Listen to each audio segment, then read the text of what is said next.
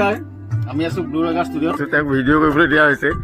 অদিষ্ণা ৰাজবংশী বৰ ধুনীয়া গায়, ভিডিঅ'গ্ৰাফাৰ হিচাপে লগাইছোঁ। দেৱব্ৰত মহন্ত আছে নহয়,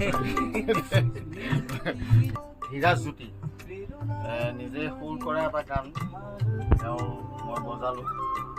গানটো লিখিছে দীপাংকৰ গগৈয়ে, ধুনীয়া লিখা, সুৰ বৰ ধুনীয়া।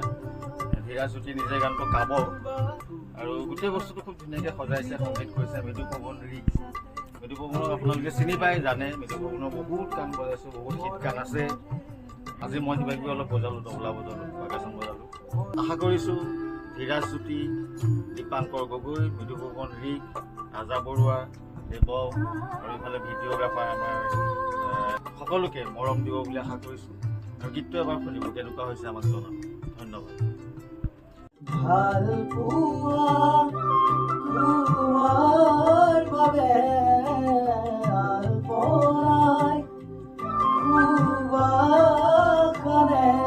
দুবৰী হীৰাজ্যোতিৰ কণ্ঠত মৃদু পৱনৰ সংগীত আৰু দীপাংকৰ গগৈৰ কথা, গীতৰ কথা।